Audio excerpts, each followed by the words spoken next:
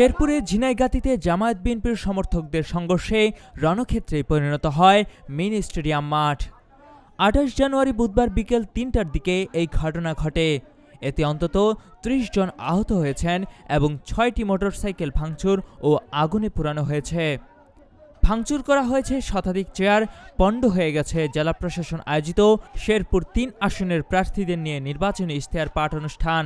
এ ঘটনার পর ঝিনাইগাতী উপজেলা সদরে বিএনপি ও জামায়াত নেতাকর্মীদের মধ্যে উত্তেজনা বিরাজ করছে।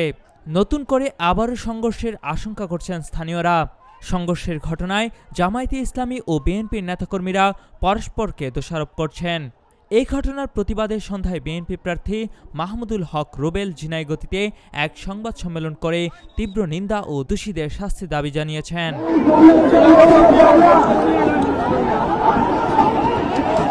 প্রত্যক্ষদর্শী ও স্থানীয় সূত্রে জানা যায়, ঝিনাইগাতী উপজেলার মিনি স্টেডিয়াম মাঠে সহকারী রিটার্নিং কর্মকর্তা ও উপজেলা নির্বাহী কর্মকর্তা আয়োজিত ইশতেহার পাঠ অনুষ্ঠানে চেয়ারে বসাকে কেন্দ্র করে বাংলাদেশ জামায়াতে ইসলামী ও বিএনপি নেতাকর্মীদের মাঝে চেয়ার ছোড়াছুড়ি ও সংঘর্ষের ঘটনা ঘটে। পূর্ব নির্ধারিত সময় অনুযায়ী উপজেলা নির্বাহী কর্মকর্তা ও সহকারী রিটার্নিং কর্মকর্তা আশরাফুল ইসলাম রাসেল, ঝিনাইগাতী থানার ওসি নাজমুল হাসান সহ অন্যান্যরা ইশতেহার পাঠ মঞ্চে অনুষ্ঠান শুরু করার অপেক্ষায় ছিলেন। এদিকে জামায়াতে ইসলামী মনোনীত প্রার্থী নুরুজ্জামান বাদলের নেতাকর্মীরা আগ থেকে চেয়ারে বসা থাকলেও বিএনপির প্রার্থী মাহমুদুল হক রুবেল অনুষ্ঠানস্থলে না পৌঁছায় বিএনপির আগত নেতাকর্মীরা অপেক্ষায় ছিলেন। ফলে চেয়ারে বসা হয়নি।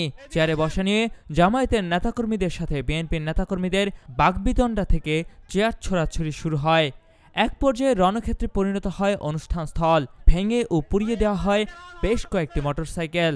এতে আহত হন অন্তত ৩০ জন।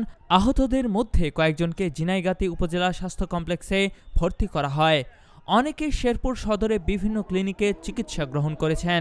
অপ্রীতিকর ঘটনা এড়াতে ঝিনাইগাতীতে সেনাবাহিনী মোতায়েন করা হয়েছে।